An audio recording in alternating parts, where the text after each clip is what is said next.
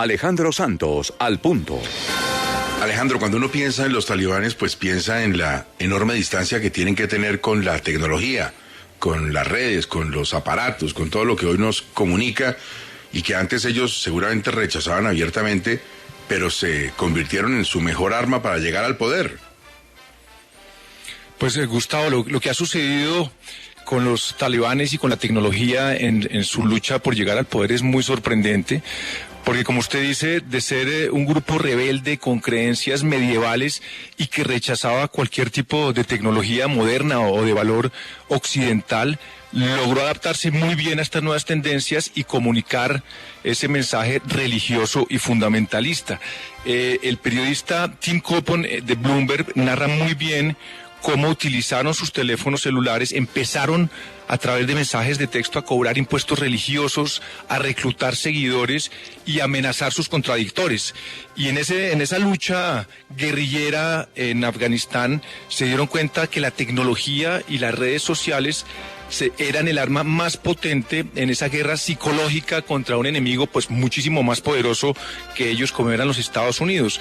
Y entonces con WhatsApp y con Twitter y con Telegram y con Facebook empezaron a manipular la información y a mandar mensajes dentro del territorio y hacia afuera de una supuesta invencibilidad que tenían como grupo guerrillero, y controlar esos mensajes para estas plataformas pues ha sido muy difícil.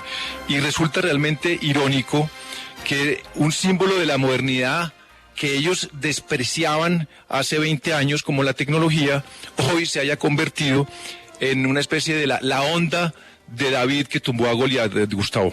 Pero Alejandro, cuando uno ve los contenidos de los talibanes en las redes, se pregunta si es posible censurar ese contenido o si hace parte de la libertad de expresión, por gordos que le caigan a usted los talibanes.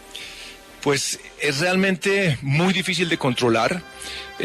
Se podrían prohibir las cuentas oficiales de los contenidos o de los grupos o gobiernos que puedan ser declarados terroristas, pero ¿qué es un contenido censurable que simpatice con los talibanes? Y aquí hay que trazar una línea que no es fácil de trazar, que diferencie las creencias religiosas, en este caso muy fundamentalistas y ortodoxas, de la información que denigra la dignidad humana o que incite a la violencia o que viole los derechos humanos o que exalte crímenes de odio. Entonces ahí digamos que no es fácil, y aquí pues digamos que en este tipo de circunstancias pues no cabe la libertad de expresión y debe ser prohibida. Sí, y además, Alejandro, en ese debate de lo que está preguntando Gustavo, lo mismo pasó durante años en Europa y sigue pasando con Daesh o con el Estado Islámico. Los señores reclutaron a muchos europeos, ciudadanos europeos, a través de Internet, y cuando las agencias de seguridad les preguntaban por qué permitían que proliferaran los videos, muchos decían porque es imposible de controlar. Nosotros quitamos 100 videos y a la hora siguiente suben otros 1000, y además son fuente de inteligencia. ¿Usted, por ejemplo, los dejaría como fuente de inteligencia o trataría de eliminarlos? Pues digamos que este es como el nuevo mundo de las tecnologías, donde se vuelve pues una herramienta tanto para los estados y tratar de controlar la información, como sucede en China, por ejemplo, y donde seguramente este nuevo Emirato Islámico va a tratar de controlar la información que circula en las redes sociales, pues para tratar, digamos, de ejercer un control en el territorio y para tratar de gobernar. Pero al mismo tiempo todos estos grupos terroristas, como usted Espinosa muy bien menciona, han sido muy efectivos. El Estado Islámico fue muy efectivo, el Hezbollah ha sido muy efectivo, lo vemos en Colombia también en los videos que publica con cierta regularidad el ELN. Lo hemos visto también con las FARC, que esta tecnología es digamos, a través de mensajes cifrados, es una herramienta muy poderosa para, en este caso, reclutar gente y estar en contacto en distintas células terroristas.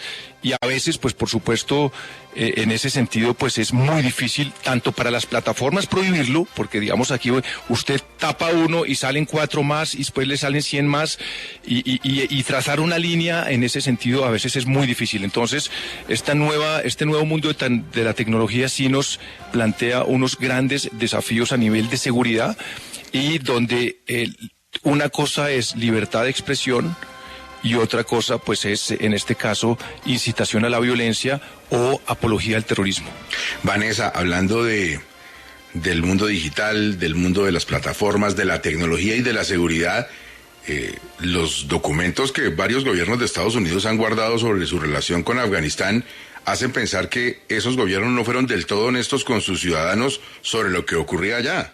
Y que tampoco hicieron caso a la sugerencia de los expertos en seguridad. Acaban de desclasificar documentos del Archivo Nacional de Seguridad, que en realidad es una ONG adscrita a la Universidad de George Washington, donde concluyen básicamente que durante más de 2 décadas los gobiernos que pasaron no fueron honestos, no contaron lo que realmente estaba ocurriendo allá. Son cables de inteligencia, son memos, aparecen allí conversaciones, entre otras, por ejemplo, de Donald Rumsfeld, que fue el secretario de Estado del gobierno Bush, donde básicamente les dicen, ellos contestan, digamos, preguntas, sugerencias como: ¿usted cree que hay que invertir más en Afganistán? No se puede invertir más. En total se gastaron $88 billones y en total, obviamente, la toma de los talibán en ese par de días, pues deja clarísimo que fue un fracaso rotundo lo que pasó en Afganistán.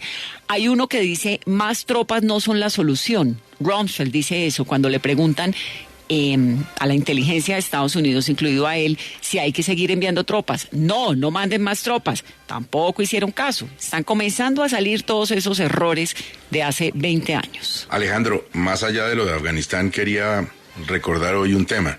Usted hizo una defensa muy importante alrededor del asunto del manejo de las plataformas para compra frente a lo que pueden perder los productores colombianos, los empresarios. Y se lo comieron vivo, toda esta gente empezó a atenderlo. Uno vino con un bate, el otro traía una olla, una señora le pegó con un paraguas.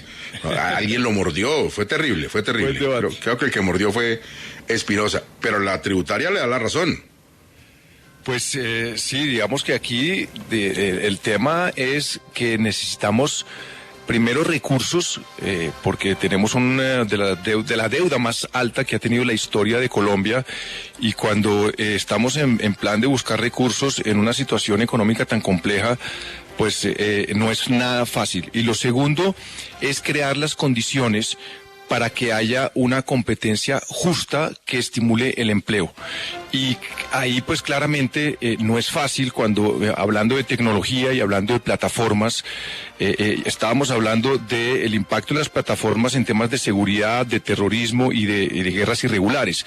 Aquí estamos hablando de plataformas en comercio electrónico, que son muy útiles y que prestan un gran servicio al ciudadano, no lo desconozco ni un minuto, le facilita la vida a la gente, le aumenta a veces su calidad de vida, pero que al mismo tiempo, si esas plataformas con el poder que tienen global, pues generan un desequilibrio, sobre todo si no pagan los mismos impuestos, porque yo estoy de acuerdo en que haya una competencia donde hay una estructura de costos y uno tiene que competir en el capitalismo, pero pagando los mismos impuestos. Entonces uno tiene que ser eficiente pagando los mismos impuestos.